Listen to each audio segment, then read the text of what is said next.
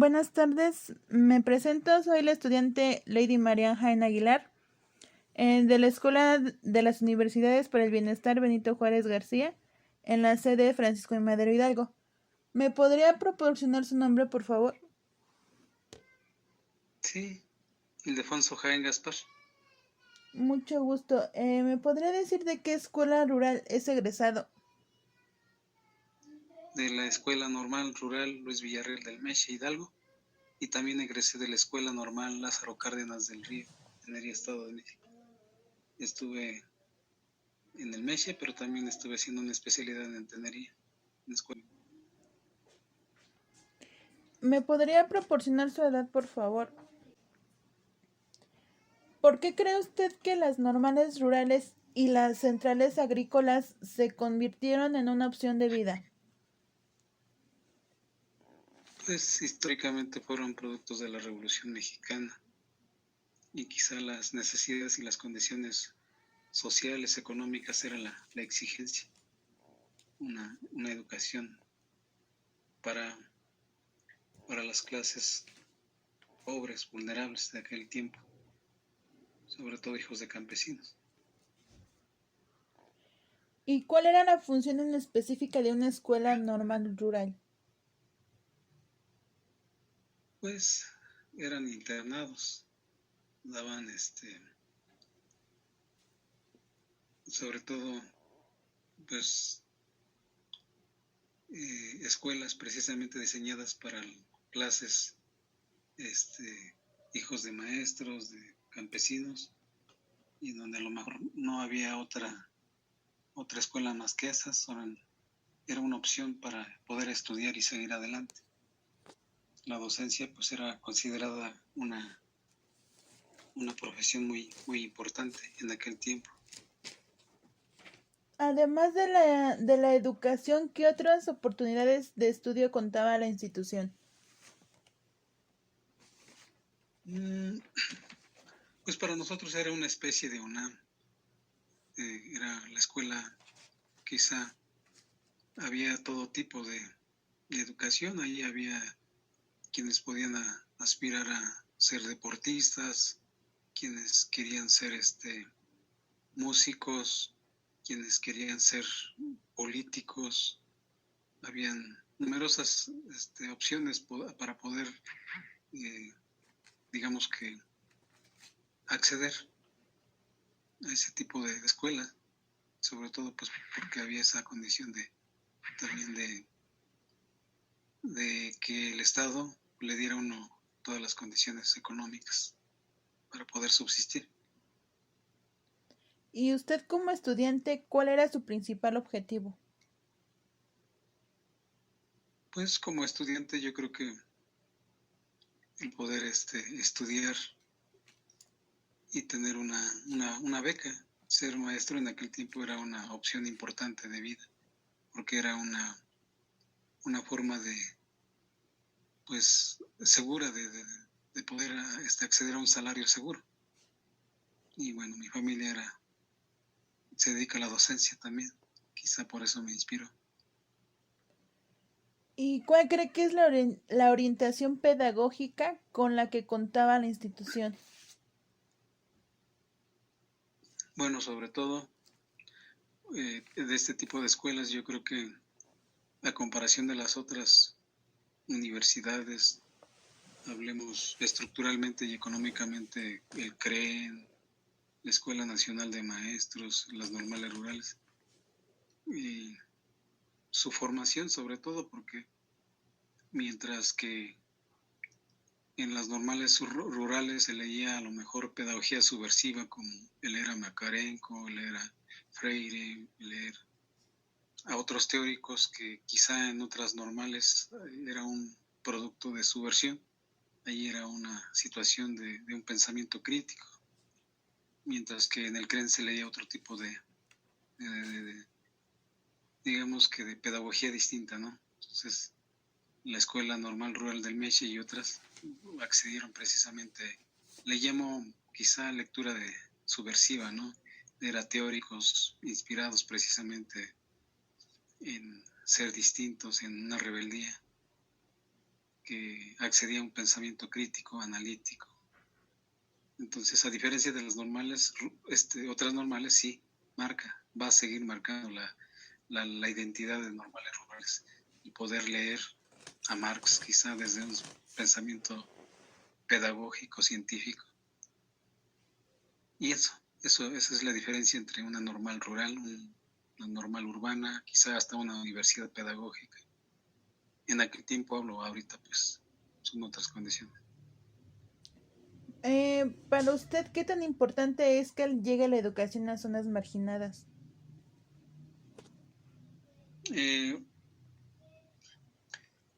Creo que la cuestión de la educación, sobre todo hablando de inclusión, precisamente es el marco legal que sustenta este gobierno, sobre todo inspirado a las zonas marginadas. La inclusión, viéndolo desde la política educativa, es una condición. Cualquier maestro necesita saber de política y la política entendiéndose no como politólogo ni politiquero, más bien como una política educativa en donde es una forma de acceder a la cuestión educativa y sobre todo el gobierno federal inspirado entre los más vulnerables, entre la gente pobre, pues está esa condición. Pero cualquier forma de ver la educación, yo creo que ese es el sustento de la cuarta transformación. Creo que los maestros, antes que todo, necesitamos ver la política educativa, porque a diferencia de los otros sexenios, va a ser claro que la cuarta transformación, a quien domina el gobierno federal, es una forma de acceder precisamente a la educación. El gobierno federal ha apostado a los más pobres, a los más vulnerables, y ante eso la cuestión de la inclusión es tan importante.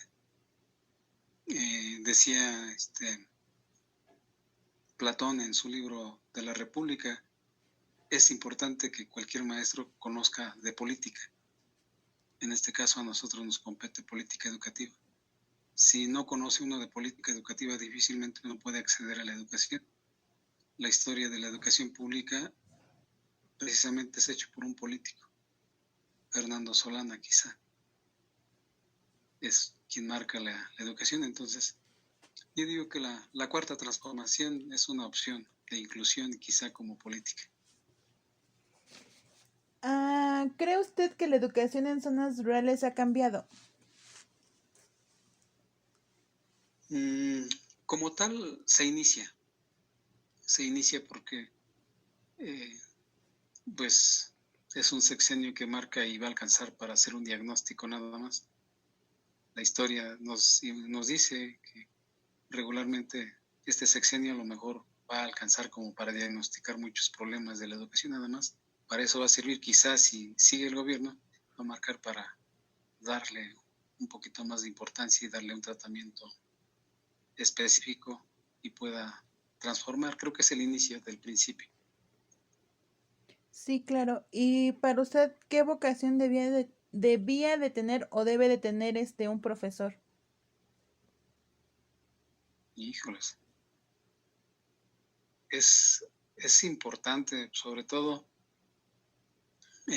uno cuando inicia la vocación, creo que la aspiración a cualquier tipo de persona es que te vas formando y quizá uno debe ser interdisciplinario, que es una opción también para esta crítica, ser interdisciplinario también. El plan y programa marca ser interdisciplinario. Creo que la formación de un maestro docente, en principio, pues es, como lo dije, tiene que ser interdisciplinario en el sentido que tiene que tener muchas habilidades en la docencia. Tiene que ser quizá ejemplificado, ser narrador oral, ser maestro en cuanto a una actividad física, tiene que tener noción de lo que es la docencia. Eso es lo que marca un poquito en una normal rural, que se hace uno a lo mejor con esas habilidades de la docencia.